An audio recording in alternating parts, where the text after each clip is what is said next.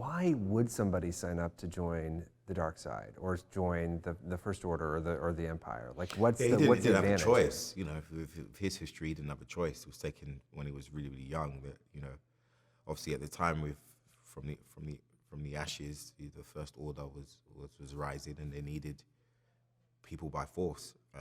Obviously, and that's how you have a fresh new slate of stormtroopers who are individuals now, and that's the history of it. And Finn was obviously caught up in that. But there's more to that history to be explored, and that's something that I'm really, really excited to see.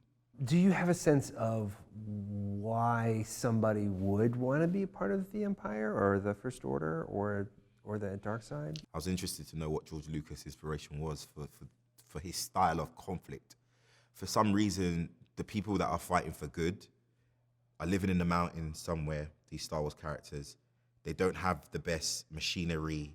They don't have the best technology. They're not in a stable world in which they get to move freely. They're like isolated a lot, and they fight for their cause on a day-to-day basis.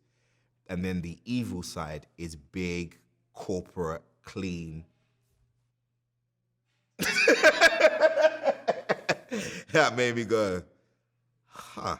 So it's really interesting. So perhaps people signing on to the First Order is because the First Order has occupied a lot of planets in the universe, and people are just growing up in those societies and believe, you know, that's the society you grow up in, that's the government you grow up in, that's the army they give you to protect you. So you're like, it is what it is. With the fact that you have now been in 3 of the biggest movies that have ever been made, how's that affected the way that you see the world? And it's weird, corny to say it, but I was normal. Just being normal, and you're looking at people that operate in this space, you think you know everything that's going on in their lives, or even as a fan, in terms of the project, you think you understand just based on whatever the media feeds you.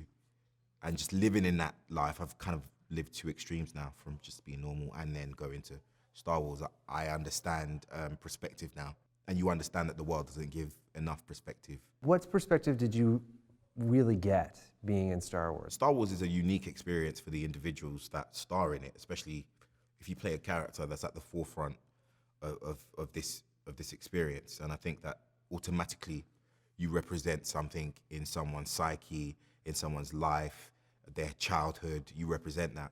So there's an existence that people understand of you that you probably don't see yourself like that, because you're yourself. You've been living your whole life. That whole transition is interesting to me. And then I think about, this is the first Star Wars franchise in the era of social media.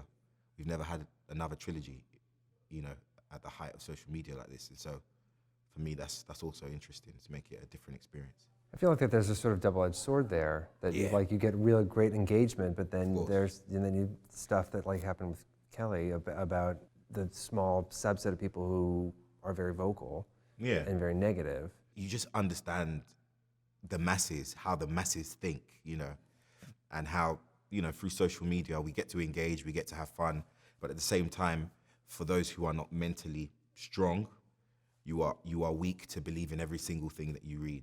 And I guess that's, you know, it is what it is. So you kind of, I don't know, for me anyway, when I see that, I'm like, well, that's actually not true. Like, no, as in that, it's actually not true. So it's kind of like, it is what it is. But to engage, to, you know, obviously to connect with the fans who otherwise wouldn't get a day-to-day experience, especially during, you know, things like the press tour and behind the scenes stuff. What has been like sort of navigating that fan expectation? I think navigating that for me has been interesting, because I love all of Star Wars, and I think that Star Wars should be a hub for imagination, and it should be an opportunity for you to be able to expand on the characters how you see fit. What I don't like is the conflict between ships. I think it's the most stupid thing in the world. It's a Star Wars, it's a big universe. Someone can be a Reylo, and then, you know, someone can like the fact Finn and Poe are together. Someone can like, you know, Poe and Rey together. Whoever they, you know, it's Star Wars, you know. So let's all have fun. You know, the conflict in it is when I'm like, all right, let's all calm down. This is Star Wars, not tribal wars.